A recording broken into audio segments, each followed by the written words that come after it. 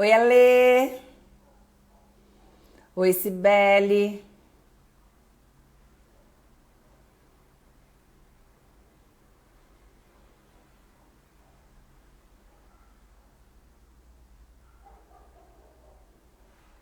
Tô fixando aqui nosso tema.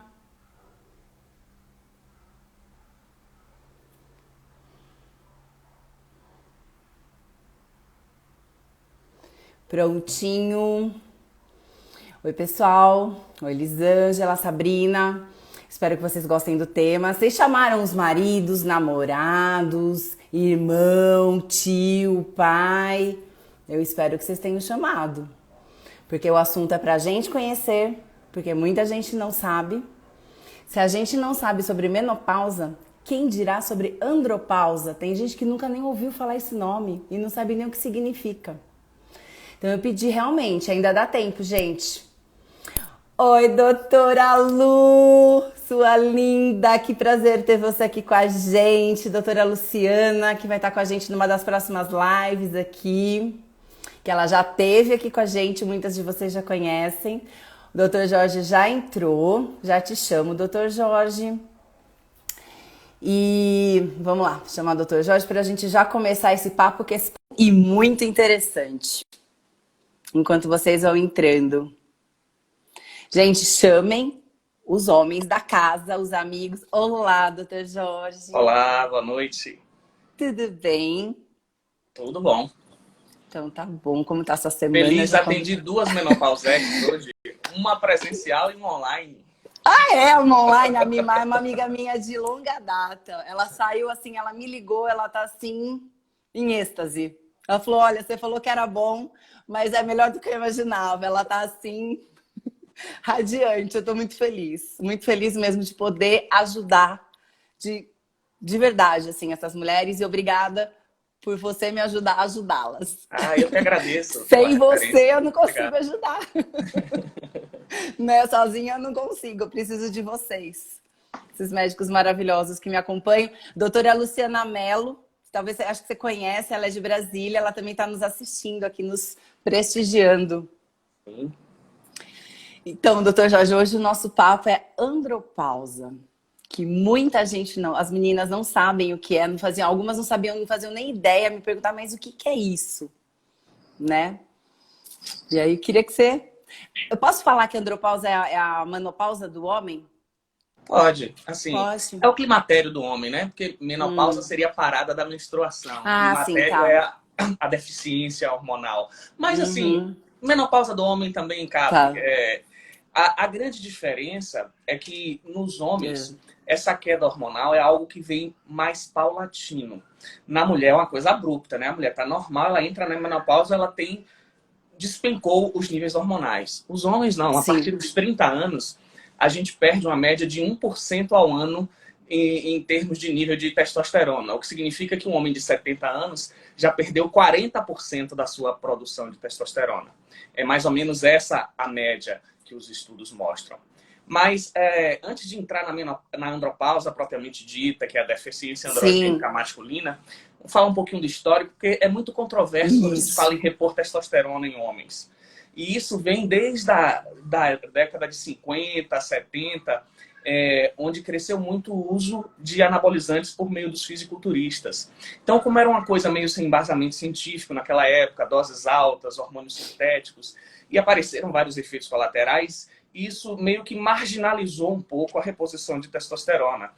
Ficou aquela coisa assim, isso é bomba, isso é coisa para fisiculturista, isso é coisa para quem quer ficar com o corpo sarado, quando na realidade todos os estudos mostram que, indubitavelmente, a testosterona, o nível adequado dela é imprescindível para que um homem tenha qualidade de vida.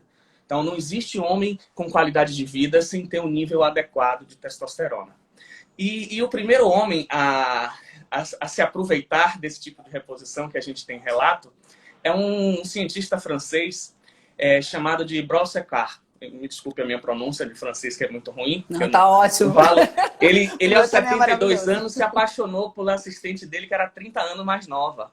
Imagine, naquela época, em 1889, ele pegou e injetou no subcutâneo dele um extrato de testículo de porquinho da Índia e cachorro. E aí ele publicou no The Lancet os resultados disso, que ele melhorou a libido, ele melhorou a disposição, melhorou a cognição dele, a potência sexual. E quando ele explanou isso para uma plateia, as pessoas ficaram reticentes, né? Porque naquela época as pessoas não sabiam nem ainda o que era hormônio. O que ele sabia é que as gônadas, os testículos daqueles animais produziam substâncias que ele chamou assim, revigorantes da masculinidade, que melhoravam a potência sexual, ou seja, então, naquela época, em 1872, a gente poderia dizer que era um velhinho. Hoje, um homem de 72 é um homem jovem, mas em 1889, ele se apaixonou por uma mulher 30 anos mais jovem e se submeteu a si mesmo a esse teste, que foi de um resultado maravilhoso, porque o nome testosterona só veio na década de 30, 1930, quando aquele extrato, que testosterona vem de testículo, que é o hormônio produzido no testículo. Porque antes disso, nem o nome hormônio ainda existia, chamava de secreção das glândulas. Aí depois que veio o nome hormônio, e o nome testosterona vem de secreção do testículo. Então, fiz esse históricozinho. Muito legal! Que é anedótico, mas é verdadeiro, porque esse trabalho foi publicado no The Lancet, para mostrar como a procura em repor e recuperar tudo aquilo que você perde com a queda da testosterona é algo que já vem de muito tempo atrás. A gente está falando de 1889. Mas até hoje no Pará, será que é por isso então que eles falam lá que os testículos do boto são afrodisíacos? Tem isso, tem um olhinho do testículo do boto.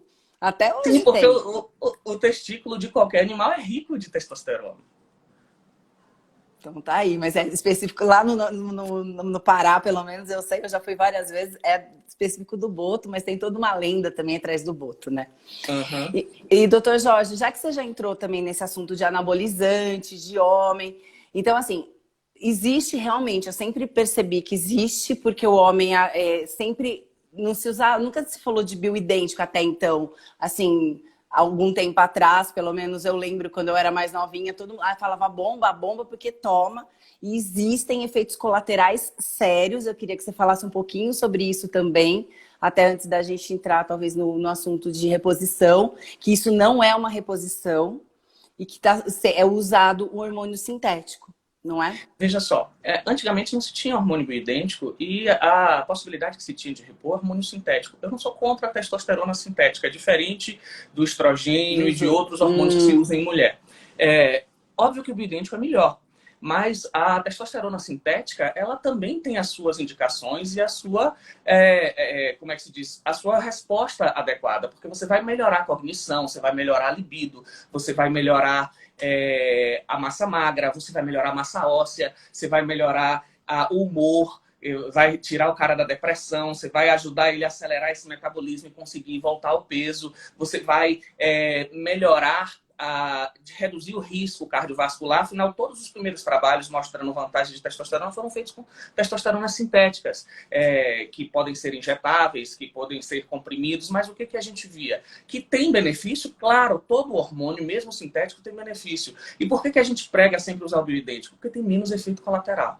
Então, assim, na realidade, tudo tem a sua indicação quando bem acompanhado. Qual era o grande problema? Não tinha um acompanhamento médico. Era muito automedicação, como ainda existe até hoje no mundo de academia, de fisiculturismo, meio que um tráfico de anabolizante, que é uma coisa que as pessoas usam sem ter um acompanhamento. Mas por que essas pessoas usam? Porque funciona. Porque dá resultado. Mas, quando você não tem um acompanhamento adequado, você pode pagar um preço alto pelos efeitos colaterais, de aumento de alguns riscos de câncer, de aumento de problemas hepáticos, de aumento de riscos na próstata, quando você tem aromatização e formação de estrona. Então, quando você não tem um acompanhamento, você fica meio que numa roleta russa. Você vai ter benefício, óbvio, mas a médio e longo prazo, você pode pagar um preço alto por isso. Então, é por esse motivo que a gente sempre prega uma reposição, sempre que possível com hormônio bioidêntico, com doses fisiológicas, para a normalização dos níveis de testosterona e não para uma exacerbação. O que a gente sempre visa é transportar alguém de um patamar de insuficiência para um patamar de suficiência. E não para um patamar superdoses, né? suprafisiológico. Essa não é o nosso mas objetivo. A maioria de quem usa anabolizante, ele usa supradoses, né? Dose muito mais elevada do que a fisiológica. Para você ter aqueles corpos com exacerbação da musculatura totalmente fora do comum, é necessário de doses muito maiores. Tá. Já rolou uma pergunta aqui que eu também já queria fazer.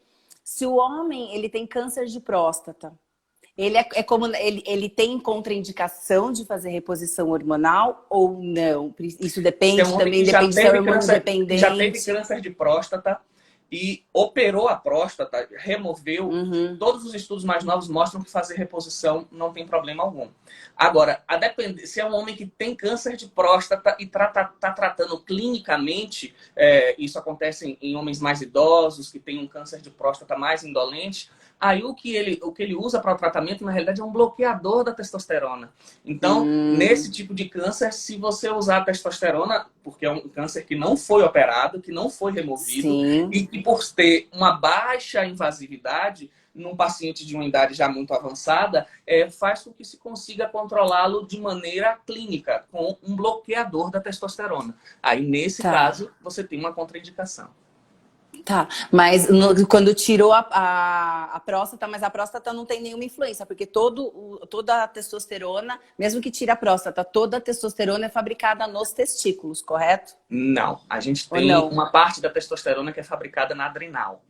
E a próstata, ela é rica em 5-alfa-redutase, ela produz também DHT, que é dihidrotestosterona. Então, assim, a gente fala testosterona, mas o que a gente quer dizer é androgênio. A testosterona é o androgênio. O que é androgênio? É o hormônio que dá o caráter sexual masculino. Então, quando a gente fala em androgênio, o mais abundante no nosso corpo do homem é a testosterona. Mas o mais potente é a dihidrotestosterona, que a gente tem bem menos. Então, a próstata ela não fabrica testosterona, mas ela transforma a testosterona em DHT. A próstata fabrica dihidrotestosterona.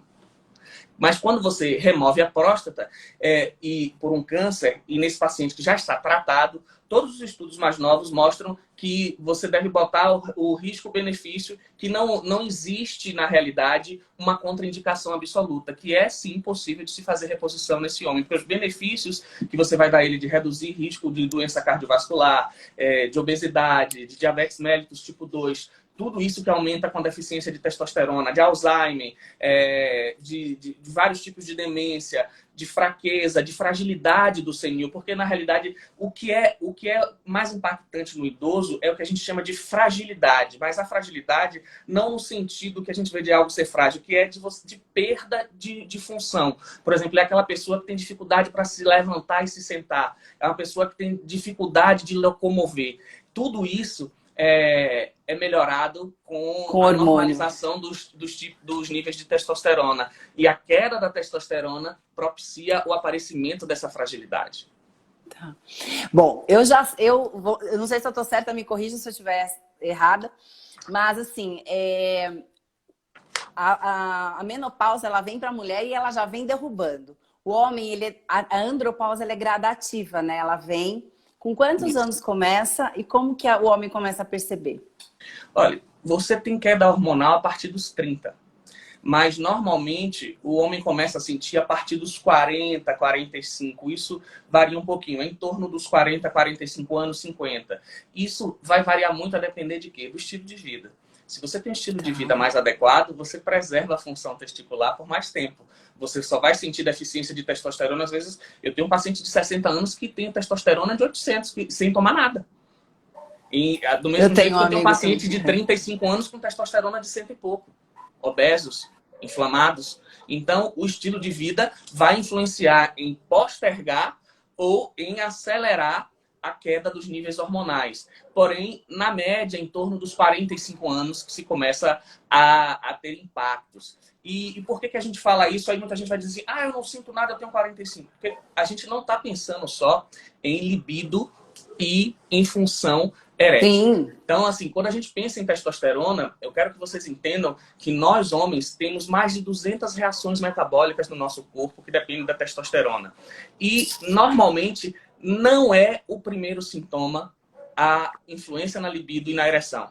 O primeiro sintoma normalmente é aumento da circunferência abdominal. Então, o primeiro sinal de que sua testosterona está caindo no homem, ele está crescendo na barriga. E eles falam que é barriga de cerveja. Não é de cerveja, é a falta de testosterona.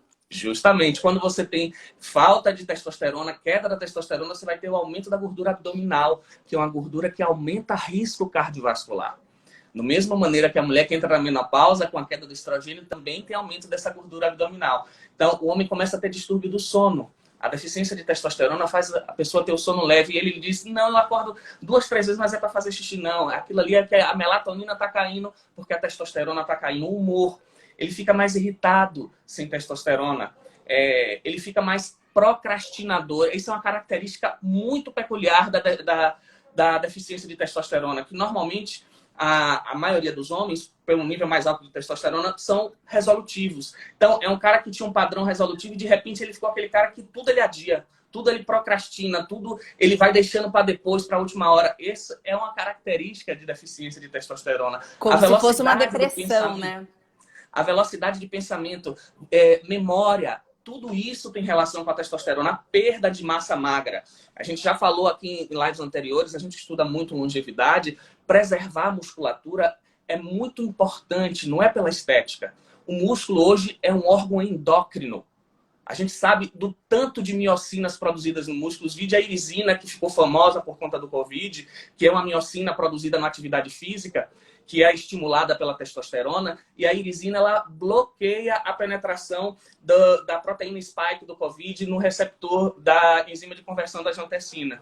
Então, ela ficou famosa por causa disso, mas existem milhares. Fora que o músculo bloqueia a produção de interleucinas inflamatórias. Então, você ter um nível de massa muscular adequado, não estou falando em exagero, estou dizendo em nível adequado, isso é um reflexo de saúde. Com isso, você mantém seus níveis de glicemia mais adequados. Vários estudos na literatura mostram que o diabético que tem deficiência de testosterona tem mais dificuldade de controlar os níveis de açúcar, quando o diabético com nível de testosterona normal controla mais fácil. Então, quem tem maior nível de testosterona tem menos risco de doença cardiovascular. E assim sucessivamente, de demências, alterações de humor, depressão. É muito mais comum a depressão quando você vai olhar o nível de testosterona do cara está mais baixo. Então, são vários os sintomas que vêm aparecendo até chegar no impacto sexual, que é a única coisa que faz o homem procurar o médico. Porque todas as outras ele vai empurrando com a barriga, que está começando a ficar grande, por sinal, pela deficiência de testosterona. Mas quando afeta a sexualidade, aí sim ele vai procurar ajuda. Mas aí pode ser já tarde, pode ser um avanço grande que já tenha tido prejuízo, por exemplo, para saúde cardiovascular, para que ele já tenha ficado diabético e você consiga melhorar o nível de testosterona, mas ele não impeça mais ele de ter ficado doente. E quando a gente pensa em doença cardiovascular, a gente não pode deixar de esquecer que um dos eventos é a morte súbita. E ocorre em cerca de 38% das vezes. Então, nem sempre você vai ter uma segunda chance. Porque muita gente só muda depois que acontece... O tal do infarto, o infarto fulminante. Vai mudar tudo. Meu pai morreu aos 59 anos de infarto do miocárdio. Fulminante. Não... Pois é. Caiu, então, morreu. Se a gente for pensar que em quase 40% das vezes você não pode não ter a segunda chance, então o ideal é que você se previna antes de deixar que esse estágio avance. Por que eu estava falando da parte sexual? Porque normalmente para você ter queda de libido, você tem que estar com um patamar de testosterona muito lá embaixo no homem. Porque a taxa de normalidade do homem, se você for ver, é uma variável incrível que vai de 180 e pouco alguns laboratórios a 900. Ou seja, você não pode dizer que um homem com 200 de testosterona é igual a um de 800. Não, mas, impossível. Em teoria, tudo está dentro da faixa da normalidade. Quando a gente sabe que a normalidade para saúde é você estar no quartil superior, ou seja, de 600 em diante. Esse seria o ideal do homem se manter, o mais próximo do patamar superior. Pois dessa maneira você afasta todos esses riscos que a deficiência de testosterona pode imputar na vida do homem. E o que eu ia te perguntar aqui dos... Bom, os sintomas. Então, o sintoma começa com a circunferência que aumenta. Só recapitulando, a circunferência que aumenta, ele começa a procrastinar, deixar tudo para depois. E aí distúrbio do sono. Distúrbio do sono como a mulher. Depressão. Tá, mas daí se ele tiver realmente uma queda muito abrupta e tiver algum problema de ereção, ele ainda dá para reverter ou é Na maioria difícil? das vezes, sim. Na maioria das vezes, É. quando a causa é a queda da testosterona, sim. Você tem hoje em dia a reposição de testosterona melhora, porque vai melhorar a parte da função da musculatura dos corpos cavernosos. Porque às vezes o que, que acontece? O cara está com problema de ereção e ele está usando, por exemplo, um inibidor da fosfodiesterase, um comprimidinho desse para melhorar, e não está tendo muita melhora. Porque o que acontece? A deficiência de testosterona às vezes causa atrofia dessa musculatura, e mesmo com a vasodilatação que o inibidor da fosfodiesterase tem, você não tem força contrátil na musculatura peniana. Então, quando você faz o inibidor da fosfodiesterase junto com a testosterona, você potencializa muito, porque não é só a libido, que como se pensava antigamente, que a testosterona melhorava a libido, mas não melhorava a ereção. Não, muito pelo contrário. Vários estudos hoje mostram que ela, além de melhorar a libido, pode melhorar a ereção justamente por melhorar o tônus da musculatura peniana. E assim, o homem, ele também tentou os outros hormônios, não tem? Mas a reposição, ele só precisa repor testosterona?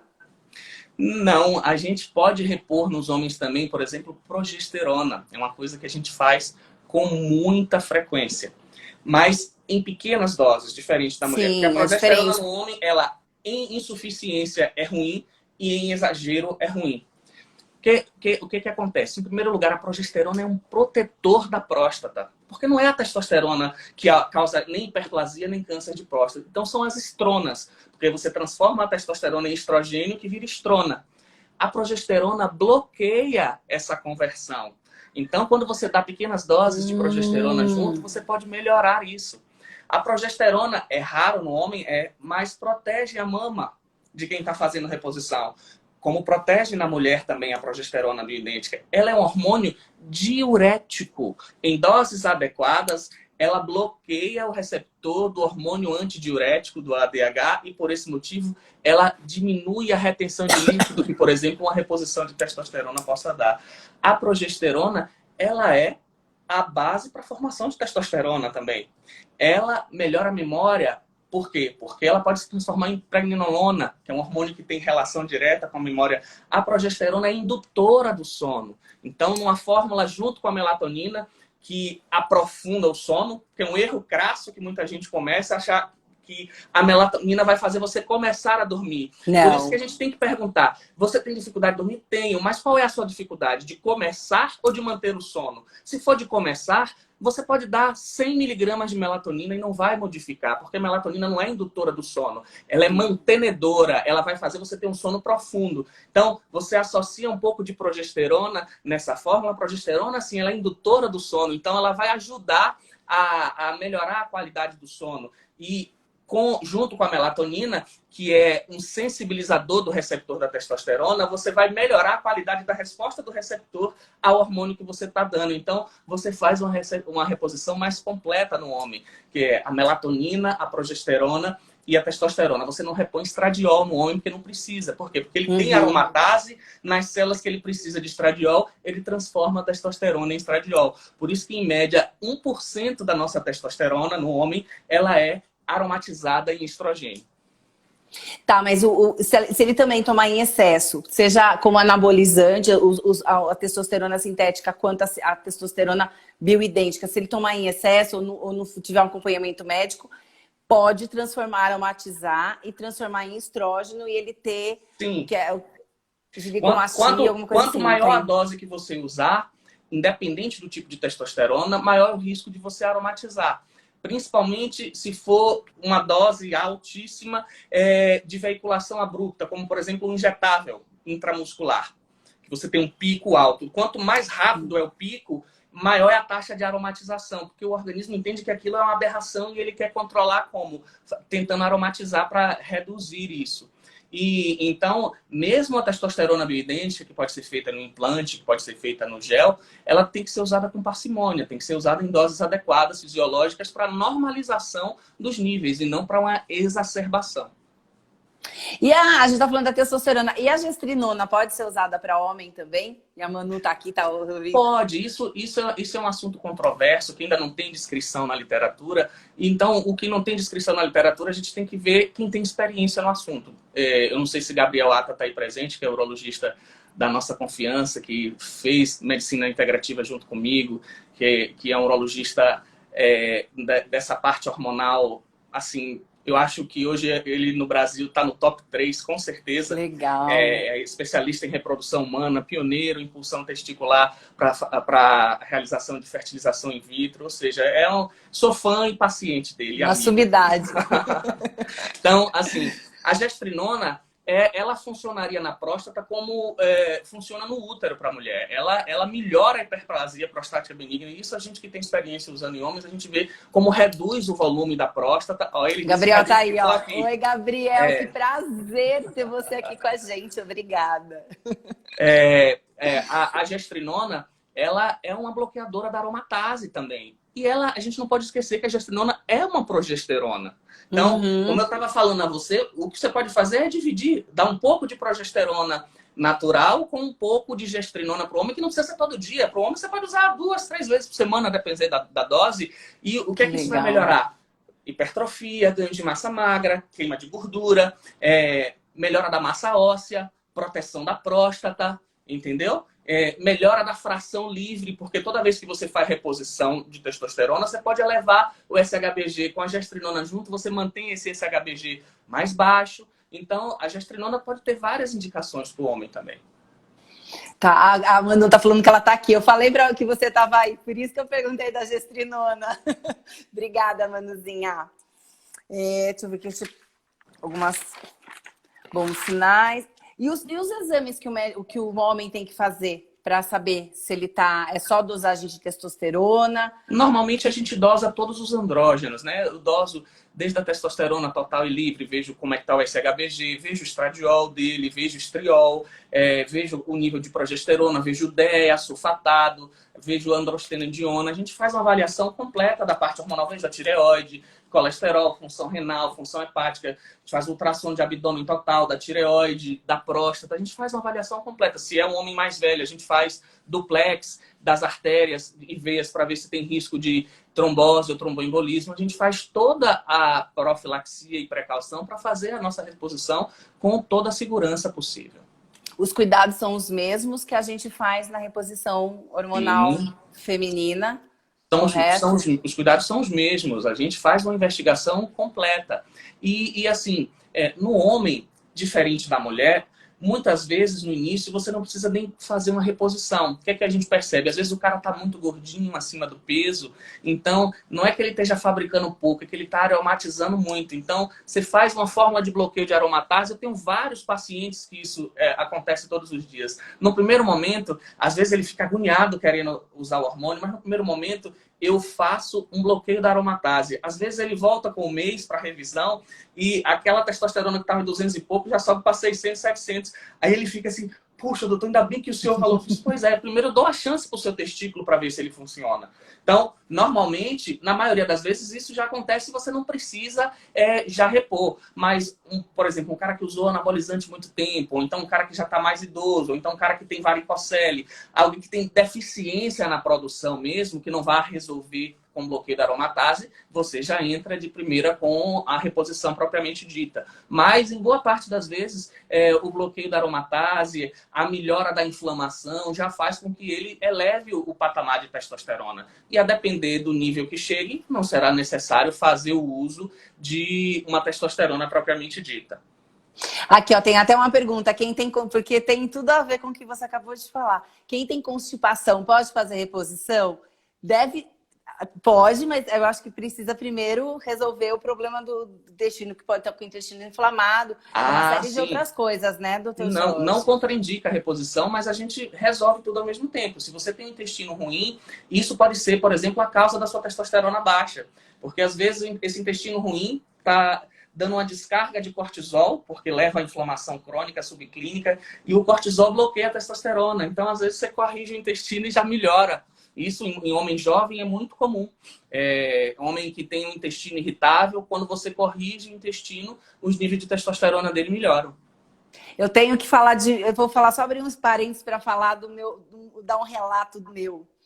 Que desde que eu comecei a tomar progesterona com a melatonina, eu tô dormindo que nem criança.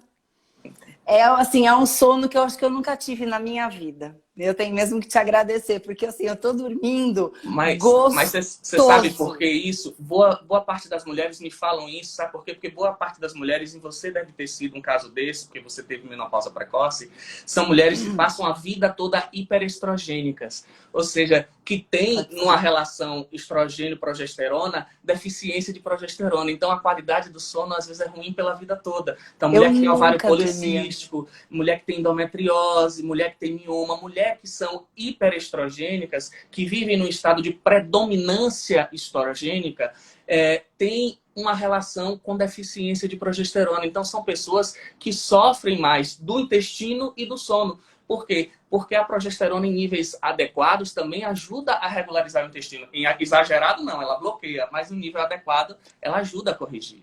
Lógico que o tratamento não é só isso. A gente tá arrumando o meu intestino também. Nossa, tá tudo ficando tão gostoso, tá tudo tão bom que eu falo, não tô acreditando. Tem uma pergunta aqui, ó, da Soraya, que eu acho que é até legal frisar. Que quem tem menopausa pode repor, é perigoso pelo fato do envelhecimento dos vasos, que tem a ver com infarto, com problema cardíaco. Eu queria que você só falasse de novo um pouquinho disso, da proteção que a reposição hormonal dá tanto para os vasos como para o sistema circulatório e cardíaco. A mulher na menopausa, ela começa a ter aumento de risco cardiovascular pela falta de estrogênio, não por excesso. Então, assim, a mulher antes de entrar na menopausa, ela tem uma chance 15 vezes menor do que um homem de ter uma doença cardiovascular. Aos 50 anos, isso cai para 6, a partir dos 60 cai para 2. Então, essa queda é por quê? Pela queda do nível de estrogênio. Porque o que acontece? A gente tem substâncias no endotélio, que é a camada que reveste o vaso, que são vasodilatadoras, e substâncias vasoconstrictoras. Quando você entra na menopausa, você perde a capacidade de produção da principal substância vasodilatadora, que é o óxido nítrico. Então é por isso que você tem um enrijecimento da parede do vaso. Então quando você faz a reposição, o estrogênio ele é um potente colaborador e cofator da óxido nítrico sintetase, que é a enzima que produz óxido nítrico, assim como é a vitamina D. Por isso que vitamina D e estrogênio são importantíssimos para a mulher na menopausa e a vitamina D para o homem também na andropausa. Por quê? Porque melhoram a saúde do endotélio. E quando você melhora a saúde do endotélio, você reduz o risco de infarto, de AVC, de hipertensão, de todas as doenças cardiovasculares, porque você vai melhorar a qualidade daquele tecido de revestimento do vaso, que é um tecido que vai estar intimamente ligado na gênese da maioria das doenças cardiovasculares. E no caso do homem, quem faz essa proteção é a própria testosterona? Também é, né? Que a testosterona, eu li que a testosterona tem... O coração tem muitos receptores para testosterona que protegem o coração. E quando isso baixa, você aumenta o risco do infarto, é isso mesmo? Sim. Ou de um problema cardíaco? Sim. Você tem maior risco de infarto e de vários problemas relacionados ao ritmo cardíaco, como, por exemplo, arritmias, acelerações cardíacas no homem. A correção dos níveis de testosterona melhora a cronotopia do coração, que é a ritmicidade dos batimentos cardíacos, e isso tem influência direta da testosterona. Então, como é que você pode querer ficar sem hormônio se o seu órgão principal que ele mantém vivo depende dele? E assim, a mulher, que a gente fala tanto da mulher quando ela faz reposição hormonal, que não é só reposição, é alimentação, é atividade física. O mesmo para um homem que tá que iniciou a andropausa dele, ele também. Não, eu acho que a gente tem que falar que não é só nessa fase, mas nessa fase se torna, eu acho que, mais importante ainda. Eu acho que desde que a gente pode começar a fazer criança fazer balé, depois, sei lá, faz uma luta, mas, tem que fazer exercício a vida inteira, desde que nasce até que morre. Na minha opinião. Queria que você falasse se é real isso. Meus filhos, desde pequenininhos, assim, Jorginho, que é meu filho mais velho, Hoje já é, se não fosse a pandemia, ele já é faixa roxa de karatê, com Que 12 legal. anos. Ele adora futebol, pratica atividade física, corre comigo. Antônio, quando me vê malhando, hoje de manhã mesmo eu tava malhando cedinho, ele acorda cedo. Filha. Antônio é igual a papai, acorda cedo. Cacá é igual a Luciana, gosta de dormir até mais tarde, apesar de Luciana não dormir por causa do trabalho, mas Clara dorme até mais tarde. Então ele comigo aí, os pezinhos da hidroginástica, que é de borracha, eu dei pra ele, tanto que eu fiz até um vídeo e botei no meu esquema, eu fico malhando. Eu postei, você me marcou. Achando que ele tá malhando igual a mim. Então, assim, o poder do exemplo é algo que motiva. Exato. Então, desde pequenininho, eu estimulo meus filhos a comer direito e a praticar atividade física, porque eu acho que isso é a base de tudo para nossa saúde. Então, mas e aí quando a gente chega, tanto a mulher na menopausa como o homem na andropausa, se torna mais importante ainda. E assim, existe alguma... Quando você começa a fazer uma reposição hormonal no homem, né? Ele também é condição sine qua non que ele também faça esporte, faça algum exercício e coma adequadamente, né? Sim, a gente segue uma linha de que uma coisa não pode ser dissociada da outra.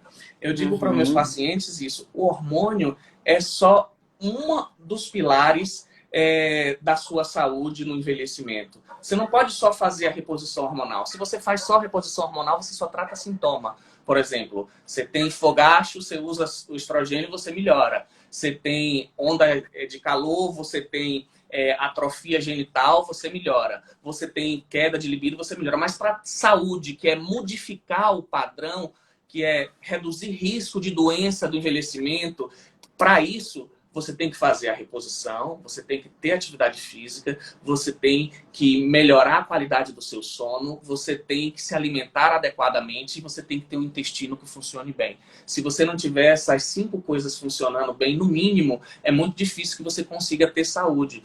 E quando eu penso em saúde, eu penso em aumentar a longevidade com qualidade de vida, que é viver mais anos e viver bem.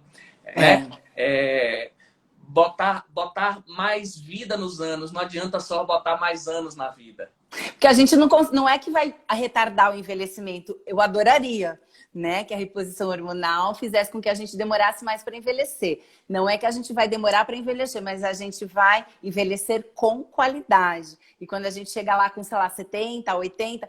A gente não vai precisar de bengala, a gente não vai precisar, a gente vai conseguir levantar e sentar, não vai precisar de cadeira de roda. É isso que eu falo, não, né? Vou fazer supino com 50 quilos de cada lado, como eu faço hoje. Eu também, eu falo isso. Ó, a pergunta que é, de novo, da história dos vasos, deles envelhecerem e tal. Se você demorar muito para fazer reposição hormonal, tanto o homem como a mulher. Ai, sei lá, já entrei na menopausa faz 10 anos. O homem, sei lá, ele já tá mais velhinho, mas ele quer começar a fazer uma reposição. Tem algum problema para os vasos e isso é uma coisa que existia antes na questão feminina, né? Na menopausa, que é o que a gente chama de janela de oportunidade. Isso. E não se podia passar de 5, depois de 10. Hoje tem estudos até na França, por exemplo, mostrando que a janela de oportunidade pode ser 16 anos. O que é que eu acho? Se a pessoa fez todos os exames, não tem nenhuma contraindicação, tá tudo ok, não tem nenhum motivo de você não começar a reposição. Quanto mais velho você começa, menor é o benefício que você vai ter, mas sempre vai ter algum benefício. Entendeu? Agora, óbvio, se você está começando em alguém mais idoso, você não vai começar por um implante. Use um gel na dose baixa, que é algo que se tiver alguma coisa você pode parar, entendeu? Vá começando aos poucos. Então, eu acho que é a questão de ter bom senso também. Mas não existe hoje mais uma contraindicação por conta disso. E graças a Deus, com a informação, hoje as pessoas não estão ficando mais tanto tempo longe para começar a fazer uma reposição há muitos anos de quando entrou na menopausa ou de quando entrou na andropausa. Tá, e ainda existe... o Rafa tá aí também. Oi, Rafa, obrigada. E assim, pra gente... pro homem agora, assim, existe esse tabu como existe da mulher? Você atende homens e mulheres, né? Sim. Existe também esse preconceito, esse negócio da andropausa? Eles sabem que existe também ou não é como da mulher? Hoje em dia... Isso está melhorando, mas ainda é muito pouco. Assim, no Brasil a gente não tem dados estatísticos, mas nos Estados Unidos, cerca de 7 a 8% da população masculina faz reposição hormonal. Ou seja, muito pouco, é muito né? evoluído. 7%. Mas é mais evoluído, mais evoluído que aqui. Aqui no Brasil a gente não tem esses números, mas o que a gente percebe é que cada vez mais está melhorando. E isso se deve muito a vocês. Por quê? Porque hoje, eu já atendo homem há alguns anos, mas ainda assim, cerca de 80% dos homens que eu atendo são as mulheres que empurram ele e levam. Depois eles adoram. Mas a primeira vez, sabe, parece aquela coisa que o cara tá meio que obrigado, que ele não sabe o que ele tá fazendo ali, que você começa a conversa, e aí o que é que passou? Não sei, não, minha mulher que disse que eu tinha que vir aqui, ele não sabe nem o que é que ele tá fazendo ali, mas depois que ele começa, ele gosta e se anima, e aí fala para um amigo que também vem e tal. Então, assim, eu acho que a grande responsável por essa melhoria no atendimento dos homens, deles se informarem mais de mim, são as mulheres, porque são vocês que já estão acostumadas a se precaverem, a preventivamente, desde cedo, ir ao ginecologista pelo medo do câncer de colo, para fazer o preventivo, para contracepção, ou seja, mesmo sem ter doença, ir ao médico. Então, quando chega na fase de reposição, são as mulheres que levam os homens. Mas os mais jovens, esse preconceito existe menos. E os mais jovens já têm um outro tipo de preocupação, que é da parte estética. Então, eles já, desde cedo, já querem vir para ver o que pode fazer, se pode usar alguma coisa para melhorar, para ficar mais forte e tal. E aí a gente leva sempre pela linha de saúde, que a saúde vem em primeiro lugar, que a estética vai ser consequência dele estar com a saúde legal e tudo. Então, eu acho que a tendência, com o passar dos anos, é que isso melhore. Mas ainda está aquém do que a gente gostaria que fosse. Então, mas também não tem a ver com a mulher, que eles querem namorar, a mulher tá na menopausa, não tô afim, dor de cabeça, não quero. Ela começa a fazer reposição. Aí ela fica no pique da pan e o cara fala, meu, deixa eu correr atrás, porque senão eu não vou dar conta desse negócio. Não é? Também tem a ver com isso. Não, eu brinco assim, às vezes chega um casal, que a mulher vai fazer repetição, que aí o cara reclama da mulher, né? Ele não tá fazendo, mas reclama que a mulher tá sem libido. Eu fiz, olha, depois que eu começar a tratar a sua esposa, quem vai começar a ter dor de cabeça e a se esconder na hora que ela entrar no quarto é você. Eles dão uma risadinha assim. Aí de vez em quando tem uma que diz, doutor, por que o senhor falou aquilo? Viu o que tá acontecendo mesmo? Eu disse, pois é, agora tá na hora de você trazer ele. Exatamente, exatamente. Deixa eu ver. A hiperplasia prostática benigna pode melhorar com a reposição de progesterona? A depender do grau, sim, porque a progesterona, ela melhora essa parte, ela bloqueia o receptor de estrona, entendeu? Reduz essa conversão e ela também bloqueia o receptor de testosterona, por incrível que pareça, a depender da dose. Então, pode ser uma alternativa. Eu usaria, eu acho que é mais potente a gestrinona do que a progesterona natural com essa finalidade. Mas se o doutor Gabriel Ata quiser comentar alguma coisa aí... Eu gostaria, doutor Gabriel. Você quer conversar com a gente aí? Quer entrar com a gente? Será muito bem-vindo. Se quiser entrar com a gente ou se quiser fazer algum comentário, eu vou ficar muito lisonjeada. Né? E outra coisa, a progesterona também é muito importante para a massa óssea. O estrogênio, ele inibe o osteoclasto, ou seja, ele inibe a destruição. Agora, a testosterona e a progesterona, eles aumentam a formação óssea. E o homem também tem osteoporose como a mulher? Sim, o homem da mesma tem osteopenia e osteoporose. E ele tem no mesmo... de lembrar da preservação da fertilidade masculina com o uso de testosterona. É aquilo que a gente fala falou. Um pouquinho. Que a gente falou no início. Às vezes, você vai dar um bloqueador de aromatase e vai ser suficiente para ele normalizar o nível. Porque o que a gente tem que entender? Que a testosterona, a reposição dela, pode funcionar como um contraceptivo. Então, no homem que ainda quer ter filho, isso tem que ser feito com muita parcimônia. Por quê?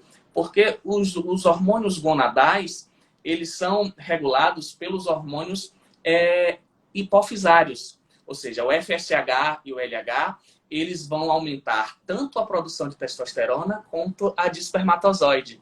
E esse feedback negativo acontece, ou seja, quando você aumenta a testosterona, você reduz LH e FSH. É o que a gente chama de bloqueio de eixo. Isso acontece muito com o pessoal que usa por muito tempo, que usa anabolizante, que vem com LH e FSH abaixo de 2, às vezes zerado. E quando você tem bloqueio de eixo sem FSH e LH, você não produz amadurecimento das espermatogônias, você não faz espermatozoide. Isso pode levar à infertilidade. E a depender do grau desse bloqueio, às vezes você não consegue reverter. Então, a reposição tem que ser feita com doses fisiológicas, um dos motivos é justamente esse, a preservação da fertilidade masculina. Porque o exagero na dose da testosterona pode comprometer a sua produção de espermatozoide. E ó, eu lembrei agora de uma coisa muito, que eu acho que seja importante também. Os homens que fazem, sabe, o ciclista, que aí até o Rafa tá aí, eu já ouvi falar muito disso, assim, que interfere na produção de testosterona. Homens que fazem muita bike, que comprimem muita próstata, comprimem muito testículo. É real isso? Pode acontecer? Não. Comprimir muita próstata não tem nenhuma interação com o nível de testosterona. Pode ter interação com o nível de PSA, mas momentaneamente. Então, se você é um cara que pedala muito e vai dosar o seu PSA, é recomendável que 48, 72 horas antes você não pedale, porque o estímulo prostático pode aumentar a produção e seu PSA dá uma falsa elevação. Então, é um tipo de cuidado que a gente tem, tanto de cavalgar, como de andar de moto, como de bicicleta por muito tempo. E não Qualquer tem coisa problema algum. que estimule a próstata pode aumentar um pouquinho o nível de PSA. Mas em relação à fabricação, à produção de testosterona pelos testículos, isso não vai interferir? Não, a produção de testosterona não. Muito pelo contrário, toda vez que você faz atividade mexendo as pernas, como é a bicicleta, você aumenta a produção de testosterona. Você quer ter pico de testosterona, é treino de perna. Contração da musculatura da perna, principalmente da panturrilha, é o que bombeia mais testosterona. Então, assim, exercício como bike, você, no momento da execução do exercício, você tem até elevação dos níveis de testosterona. Então, o homem que faz mais exercício, mais atividade física, os níveis dele são muito mais altos do Sim. que um quanto mais atividade física você pratica, mais você tem produção de testosterona, porque o aumento da musculatura estimula a produção de testosterona. Tá. A Soraya está perguntando se você só trabalha com reposição ou com toda a parte de medicina integrativa. Com tudo. Toda a parte ele de vai medicina colocar integrativa. Isso que é o diferencial dele, que ele não cuida só da reposição hormonal, mas ele cuida de você da cabeça aos pés, tudo. Ele vai te virar do avesso. É muito bom, vale a pena.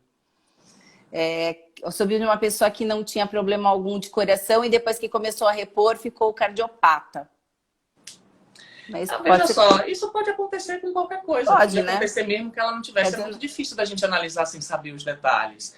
Mas a reposição bioidêntica não aumenta risco de cardiopatia. Reduz, todos os estudos mostram isso.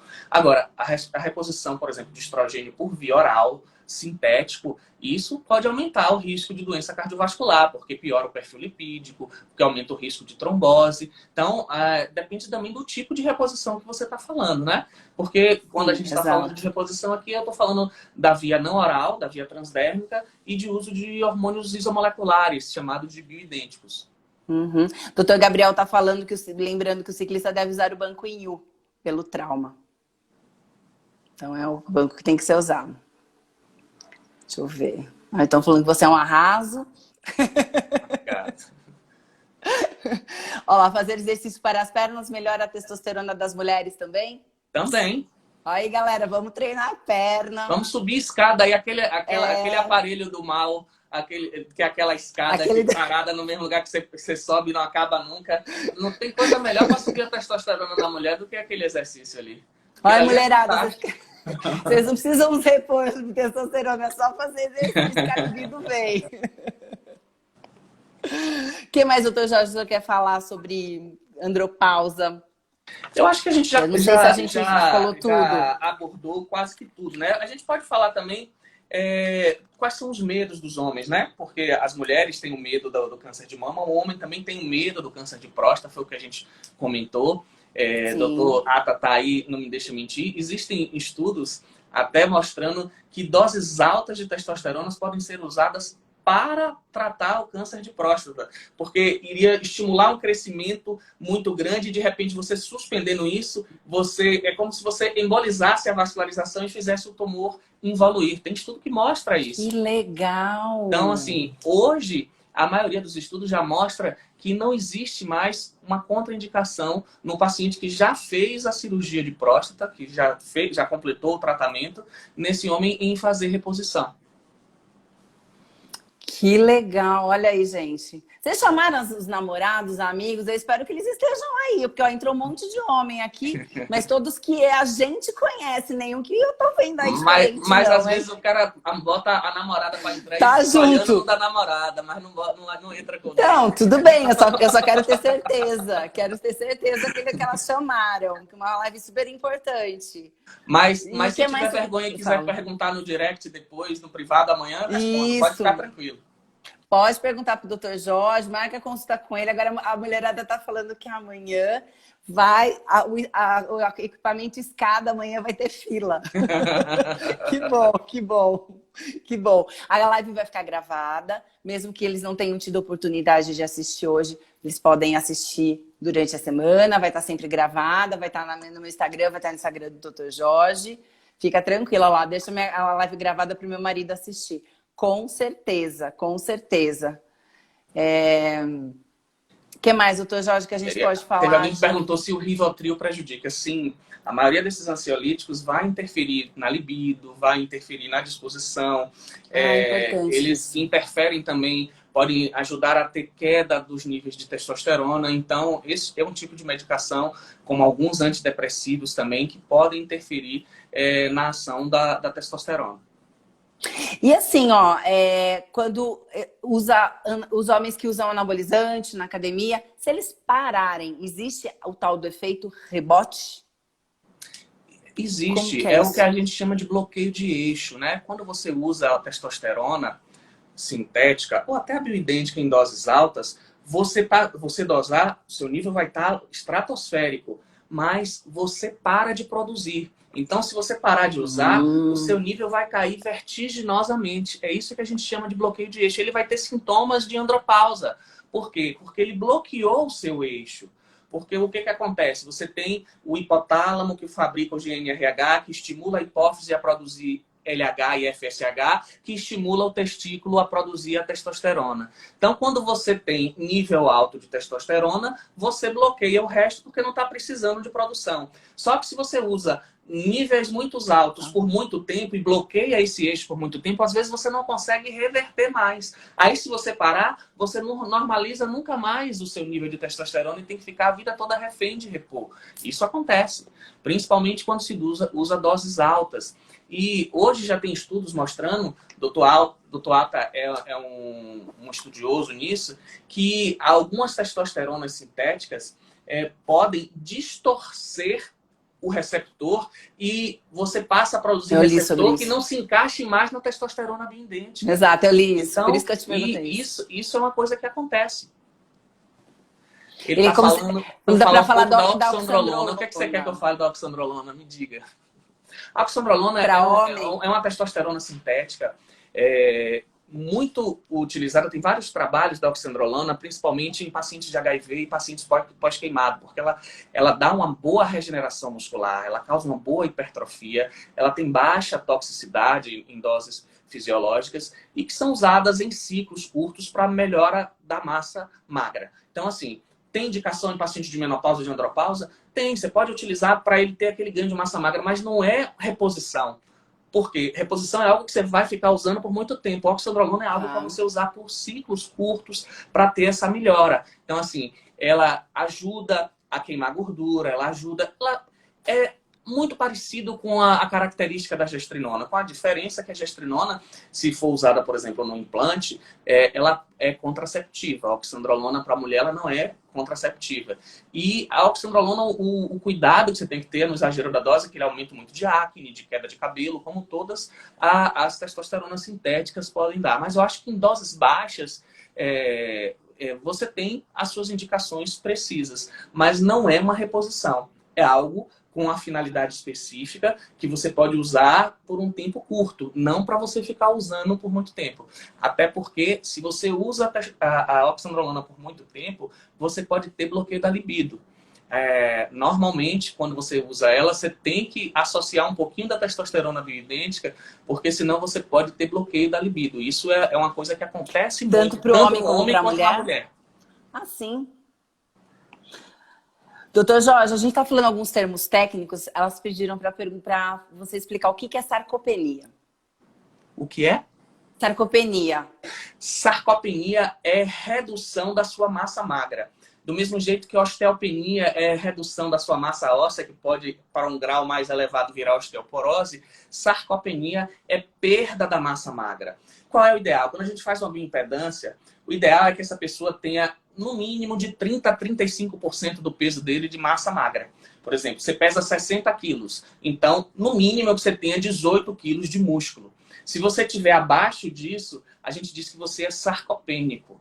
Entendeu? Tá faltando Então, massa magra. tá Tem muita faltando massa você ganhar gorda. massa magra. Quando você faz a bioimpedância com um aparelho de qualidade, além de lhe dar o total, ela lhe dá a distribuição do corpo da pessoa, no tronco, nos membros superiores, nos membros inferiores, no braço direito, no braço esquerdo. Então, dá inclusive para você orientar o personal trainer de como ele deve conduzir o treino daquela paciente para que ela corrija determinadas disfunções que possa ter para melhorar a qualidade da musculatura de uma determinada região.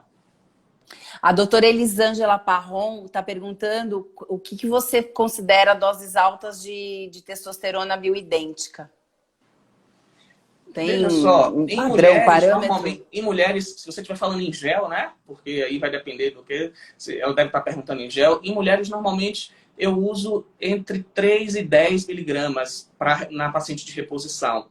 Em homens, normalmente entre 50 e 100 miligramas. Mas, assim, eu raramente chego na dose máxima em homem, porque normalmente eu associo o bloqueador de aromatase, que já ajuda a ter uma subida espontânea, e com isso eu uso menos a testosterona. Porque o ideal é que ele fique em níveis fisiológicos. Você não precisa catapultar ele para passar do limite superior da normalidade. Você precisa deixar ele no nível bom para que ele tenha restabelecimento da libido, da função erétil, da disposição, do sono, do humor, que ajude no metabolismo para que ele emagreça, para proteção cardiovascular. Então, normalmente, a gente faz nessa faixa. Mulheres, normalmente, entre 3 e 10, que seria 0,3% a 1%, em homem de 5 a 10%. Tá. E lembrando que tudo que a gente está conversando aqui é para manter a saúde, para manter o bem-estar. A gente não está falando nada para estética. O que vem de estética é bônus. Porque você faz tudo certinho, você repõe os hormônios, vai te ajudar a emagrecer, não é, doutor Jorge? Mas não é que a gente está falando, o objetivo não é estética. De bloqueador de aromatase. Eu uso uma infinidade de formulações a depender especificamente do paciente. Por exemplo, o zinco, o resveratrol são bloqueadores de aromatase, a crisina, anastrozol, clomifeno, a própria gestrinona. Então, isso vai depender se é homem, se é mulher, qual o nível que eu quero fazer, se eu vou fazer ciclo e parar, se eu vou usar contínuo. Então, a gente tem várias combinações em que a gente pode fazer o bloqueador de aromatase que seja mais pertinente ao caso daquele paciente. Mas, assim, o zinco é um bloqueador, o resveratrol é um bloqueador, a crisina. Eu gosto muito, por exemplo, a crisina ela é péssima de absorção via oral, assim como o resveratrol também não é muito bom. Então, a crisina e o transresveratrol você pode botar junto no próprio gel de testosterona, o clomifeno que você pode fazer por via oral, o anastrozol. Então, a depender do paciente, a vitamina D é um bloqueador da aromatase. Então, às vezes, você vê o que está deficiente e aquilo ali que está fazendo ele aromatizar mais. Então, você corrige o nível de vitamina D, de zinco, você reduz um pouquinho a obesidade. Outra coisa, quando você for prescrever um gel para alguém, estou falando para quem está nos assistindo que é médico, a gente deve sempre orientar a maneira de usar esse gel. Em primeiro lugar, quando você vai usar testosterona, se você usar em região que tem mais gordura, você aumenta a chance de aromatizar. Então, nunca passar na barriga. Por mais traçado que você tenha seu abdômen, o lugar onde a gente pode mais ter gordura é na barriga. Então, nunca você vai passar testosterona na barriga. Então, qual é o melhor lugar para passar testosterona? No homem, no testículo. Na mulher, no clitóris ou dentro da própria vagina. O homem pode passar nessa região aqui também, da barba. Na mulher já é ruim, por causa do fica. Mas o homem que não ligue, essa é uma região boa. Entendeu? Então, você não deve evitar. Tem muita gente que passa nessa parte da coxa e passa na lateral. Essa parte que tem muito pelo, ela é rica em 5-alfa-redutase. Aí você transforma mais a testosterona em dihidro, aumenta a queda de cabelo e acne. Então, até esses detalhes, quem prescreve gel tem que saber.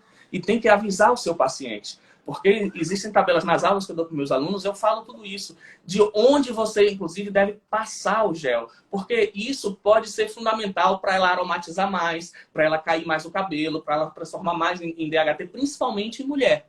Então, além da dose, a gente tem que ter o cuidado de onde passar. Os pelos interferem sim, é justamente isso que eu falei. A região que tem muito pelo tem muito 5-alfa-redutase. Então, é uma região que pode transformar muito em dihidrotestosterona e aumentar a queda de cabelo na cabeça e acne, porque vai aumentar muito a oleosidade da pele. Aqui tem graças a Deus, um homem, aqui a gente está quase estourando o tempo, mas aqui, o Elisier está perguntando quem utiliza Durateston, Sacaner, é isso? Na Nandrolona, que esses são os sintéticos que a gente conversou, não é? E tem que ver quanto tempo usa, a dose que usa. O Durateston, ele é um cipionato de testosterona. A Nandrolona, ela não é uma testosterona liberada para uso em homens. Tem vários tipos de testosterona que são utilizados por fisiculturistas que não tem, inclusive, liberação da Anvisa para uso em humanos, e sim para uso em animais. Então, assim, isso é uma coisa que a gente tem que prestar bastante atenção. Você pode usar uma testosterona injetável? Pode. Mas, quando você usar uma injetável, você tem que ter um acompanhamento, porque aumenta o risco de aromatização. Você tem que ver que dose, para você não usar uma superdosagem. E tem que proteger a sua próstata. E ela também aumenta mais o risco de queda de cabelo. Se você puder fazer a reposição com uma bioidêntica, melhor. Mas se você for fazer com uma sintética, que seja com acompanhamento para reduzir os efeitos colaterais. E aproveitando só o gancho, porque eu já vi em academia, homem que usa de uso veterinário. Qual é o problema de usar esses hormônios de uso veterinário em humano? Veja só, o problema é que muitas vezes você vai ter derivados de hormônios animais que são totalmente diferentes do nosso, como por exemplo foi a mulher usar estrogênio equíneo conjugado, aumentou o risco de câncer de mama porque estava usando estrogênio de égua. Então, quando você faz a utilização de um hormônio que é derivado de hormônio de animal, você tem o risco de aumentar um tipo de câncer, de causar um problema que você não sabe, porque aquilo não foi testado para homem, aquilo não foi testado para humano. Tá, legal. Bom, a gente tá acabando, vai estourando o tempo, eu tenho medo que derrubem a gente. E depois fica ruim também para deixar gravada. Deixar gravada, E assim, quem tiver dúvida, sigam o Dr. Jorge. O Instagram dele é @Dr. Jorge Valente. Sigam, essa live vai ficar gravada. Sigam, façam perguntas para ele. Ele é sempre super solícito. Ele atende em Salvador, São Paulo, Rio de Janeiro e Aracaju. São Paulo e Aracaju. E telemedicina, que é o mundo inteiro. Não tem limites. Então, quem quiser, ele está à disposição aí. Quem quiser o contato dele, me chama inbox, que eu tenho o maior prazer de passar os contatos dele. Vocês ligam, agendam e passem com ele para ter maior visibilidade. Eu vou mesmo. Acho que eu já sou. Doutor Jorge, mais uma vez, muito obrigada. Por nada, eu que agradeço, é um prazer. Obrigada. E assim, realmente para passar essa informação e esse negócio dos anabolizantes é uma coisa que a gente precisava realmente desmistificar, falar o que é reposição hormonal e o que é anabolizante, né? Muito obrigada. Doutor Gabriel, Manu, doutora Luciana, obrigada. Desculpa se eu esqueci de alguém aí, mas Rafa... Obrigada pela presença de todos. Obrigada, doutor Jorge, mais uma vez. Uma boa noite a todos. E nos vemos em breve. Obrigada. Amanhã estou indo para São Paulo. Aê! Tchau, gente.